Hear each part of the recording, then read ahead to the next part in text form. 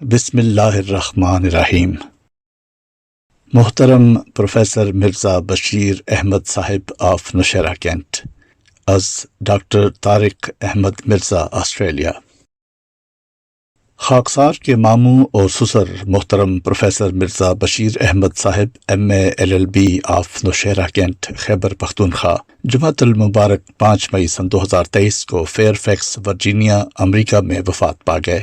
انا للہ و انا الیہ راجعون۔ آپ کچھ عرصہ سے عارضہ قلب میں مبتلا تھے۔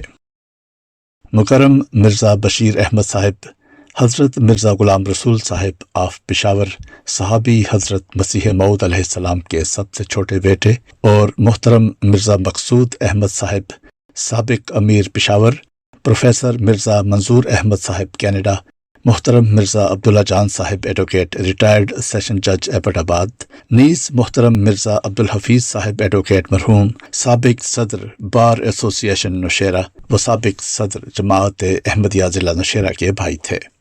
آپ سابق مفتی سلسلہ عالیہ احمدیہ حضرت ملک سیف الرحمن صاحب کے داماد تھے۔ TI کالج ربوہ و بعدہ جامعہ احمدیہ کے فاضل استاد مکرم پروفیسر صوفی بشارت الرحمن صاحب آپ کے بہنوئی تھے۔ خاندان کے دیگر افراد کی طرح آپ ایک مخلص احمدی، خادم دین، خلافت احمدیہ کے فدائی، نیز خاندان حضرت اقدس مسیح موعود علیہ السلام سے گہری عقیدت رکھتے تھے۔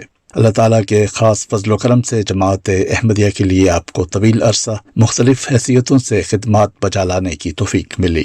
سن 1960 میں جب مجلس خدام الاحمدیہ کے تحت احمدیہ انٹر کالجیٹ ایسوسی ایشن کا قیام عمل میں آیا تو آپ اس کے پہلے صدر منتخب ہوئے۔ اس وقت آپ لا کالج میں تعلیم حاصل کر رہے تھے۔ جب بھی کوئی نامور غیر ملکی شخصیت یا وفود صوبہ سرحد کے دورہ پر تشریف لاتے تو آپ بطور جماعتی نمائندہ یا وفد میں شامل ہو کر ان سے ملاقات کرتے اور اسلام احمدیت کا تعارف کرواتے۔ سلسلہ کا لٹریچر بشمول مترجم قرآن کریم ان کی خدمت میں پیش کرتے۔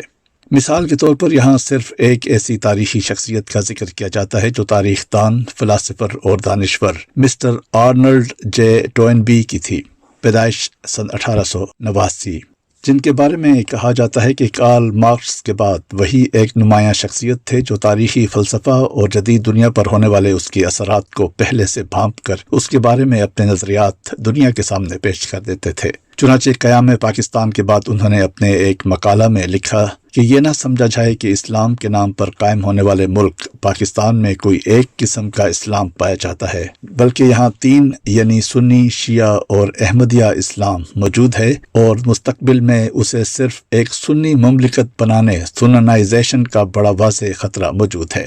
بحوالہ thenews.com آرٹیکل 556086۔ محترم مرزا بشیر احمد صاحب مرحوم نوشہرہ میں سن 1972 تا 1975 قائد مجلس خدام الاحمدیہ، جبکہ 1974 تا 1977 قائد مجلس خدام الاحمدیہ ضلع پشاور رہے۔ سن 1996 تا سن 2005 زعیم مجلس انصار اللہ ضلع پشاور رہے۔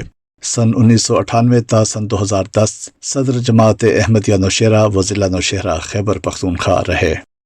آپ محکمہ تعلیم سے وابستہ تھے۔ سلسلہ ملازمت صوبہ سرحد خیبر پختونخوا کے مختلف شہروں نوشہرہ، مردان، سوات، کوہاٹ، چھوٹا لاہور وغیرہ پر محیط رہا۔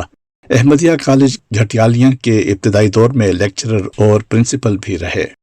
آپ علم دوست تھے، وسیع معلومات رکھتے تھے، اپنے مضمون فلسفی پر عبور رکھنے کے علاوہ انگریزی زبان کے بھی ماہر تھے۔ ایک زمانہ میں آپ کے تحقیقی مضامین اور تبصرے انگریزی روزنامہ پاکستان ٹائمز میں شائع ہوا کرتے تھے۔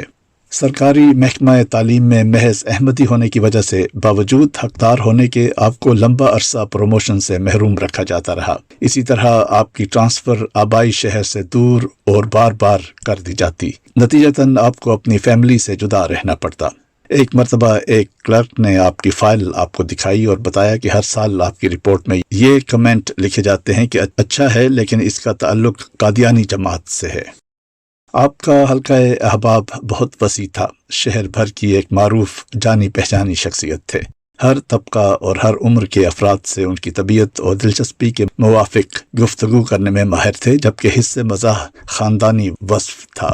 اپنے طلباء اور اطفال و خدام نیز عزیزوں رشتہ داروں حتیٰ کہ اہل محلہ کی نوجوان نسل میں ہمیشہ ہر دل عزیز رہے، کیونکہ آپ انہیں کامیاب زندگی گزارنے کی مفید معلومات، مشورے اور رہنمائی، بلکہ یوں کہیں کہ سرپرستی بہم پہنچاتے۔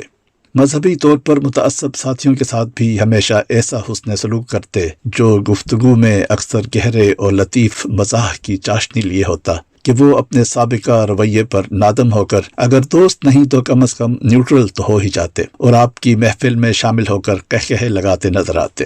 بے شک یہ ایک خداداد وصف تھا جسے آپ کمال بے ساختگی اور حکمت کے ساتھ خوب کام میں لانے کا ہنر بھی جانتے تھے۔ آپ ایک پرہیزگار اور عبادت گزار شخص تھے جس کی گواہی غیر از جماعت افراد بھی دیتے ہیں۔ نماز کے اہتمام کا التزام معمول تھا، نرم مزاج اور رقیق القلب انسان تھے۔ ضرورت مندوں کی پوشیدہ و اعلانیہ حالی مالی قالی تالیف قلب عمر بھر ان کا شیوا رہا۔ چندہ جات میں باقاعدہ اور قولی تھے، بفضل ہی تعالی موسی تھے۔ آپ کے پسماندگان میں اہلیہ محترمہ، 3 بیٹیاں اور 1 بیٹا مکرم عطاء الحی طلحہ شامل ہیں۔ بیٹا امریکہ میں زیر تعلیم ہے۔ احباب جماعت سے درخواست ہے کہ وہ مرحوم کی مغفرت اور بلندی درجات کے ساتھ ساتھ جملہ سوگواران کے لیے صبر جمیل، نیز ہم سب کو ان کے اوصاف حمیدہ کو اپنانے کی توفیق اور ان کی نیکیوں کو اپنی اپنی زندگیوں میں جاری رکھنے کے لیے بھی دعا کریں۔ خدا کرے کہ ایسا ہی ہو، آمین ثم آمین۔ روزنامہ الفضل انٹرنیشنل، سوموار 4 دسمبر سن 2023، صفحہ 4۔